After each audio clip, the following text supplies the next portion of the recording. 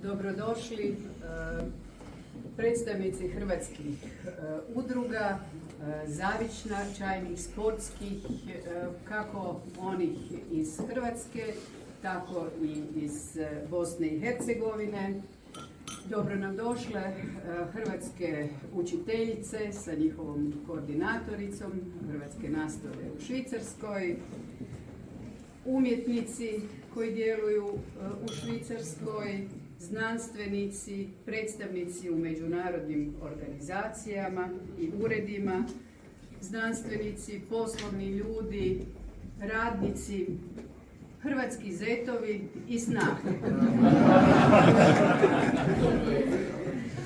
Iznimno mi je drago što ste se odazvali našem pozivu i što vrijeme došašća ove druge nedjelje u tom lijepom razdoblju priprema za Božić možemo provesti zajedno i zajedno upaliti drugu adventsku svijeću.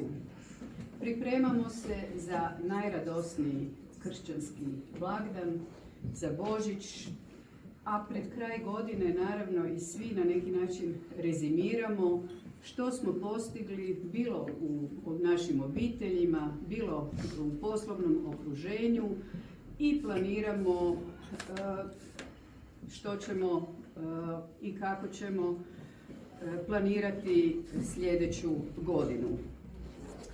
Naravno, u ovom razdoblju isto tako smo pozvani da razmislimo koliko smo uspjeli raditi na sebi i postati bolji i solidarniji ljudi. Pri tome često u našim planovima uzimamo zdravo za gotovo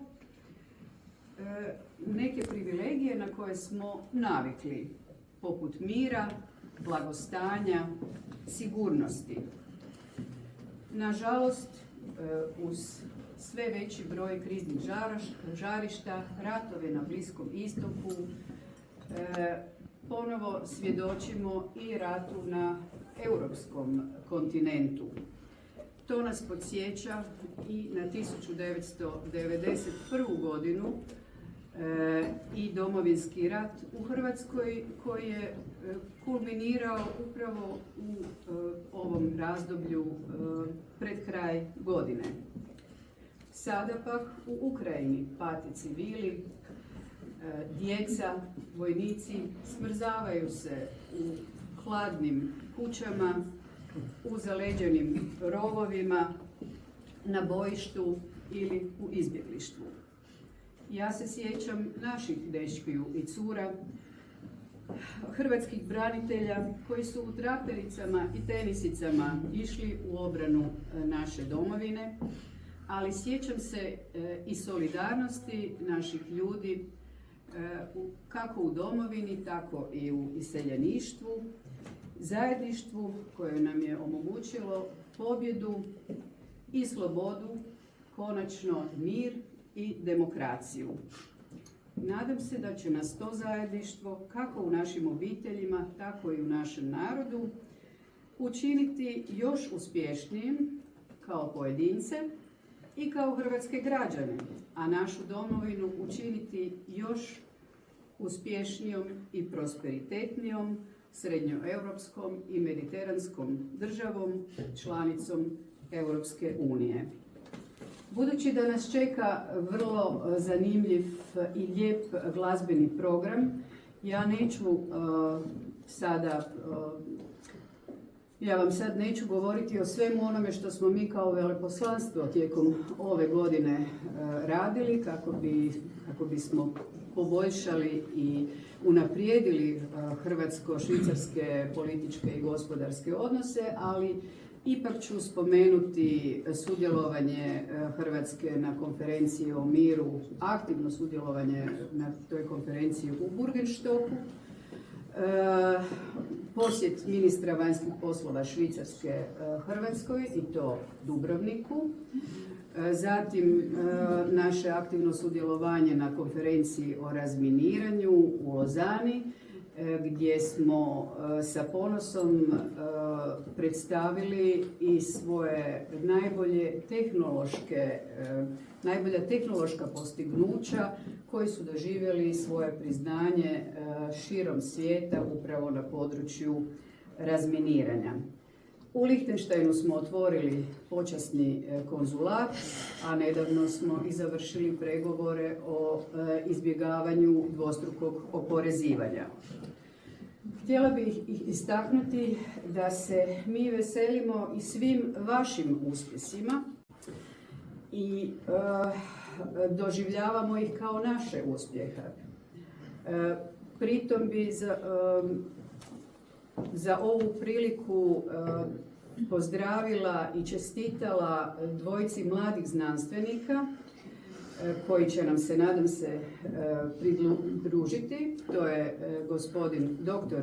Igor Tomić koji je dobio godišnju nagradu Švicarske naklade za znanost kao perspektivni istraživač i doktoricu Ivanu Domljanović koja je dobila priznanje grada Fribura i sveučilišta u Friburu zbog uspješnog istraživanja na području liječenja od raka. Dozvolite mi da se ovom prilikom zahvalim i mojim suradnicima koji su svi zajedno smo pripremali ovaj prijem za vas.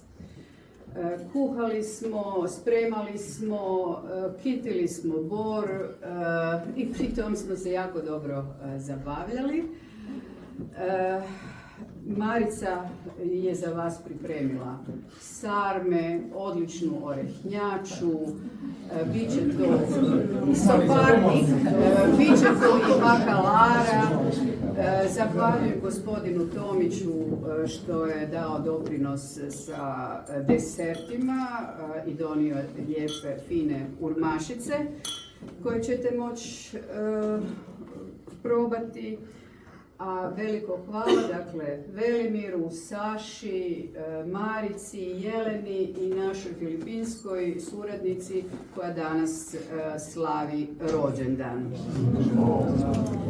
Evo, a sada bi pozvala našu najmlađu gošću, Ameliji, da mi pomogne zapaliti svijeće, drugu svijeću. Evo ja ću prvu zapaliti, samo ako možemo ovu negdje maknuti.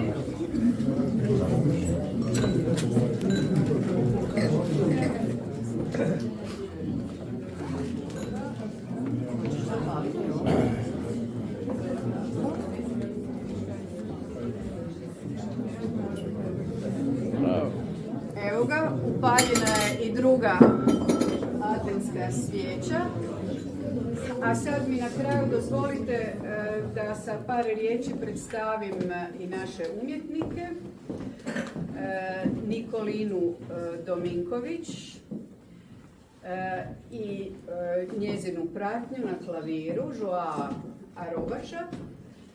Nikolina Dominković je sopranistica, kazališna redateljica, profesorica hrvatskog jezika i književnosti.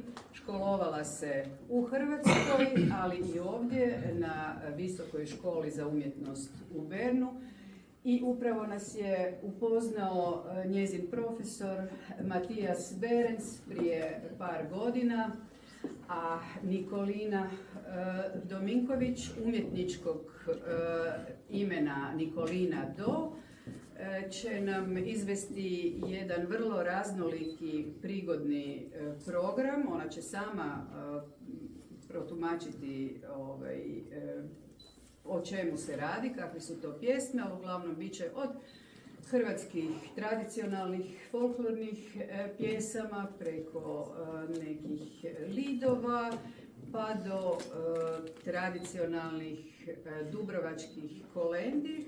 Treba naglasiti da je Nikolina rođena u Dubrovniku i to baš te dramatične 1991. godine u vrijeme najžešćih napada na Dubrovnik i oko dana Svetog Nikole, zaštitnika djece i pomoraca.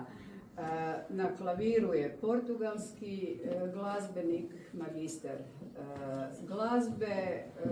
Nadam se da će se on među nama osjećati onako dobro kao što smo se moj suprug Darko i ja osjećali za vrijeme našeg boravka, 4-godišnjeg boravka u prekrasnom Portugalu. Pa evo, hvala vam svima, sretan Božić, sve najbolje u novoj godini.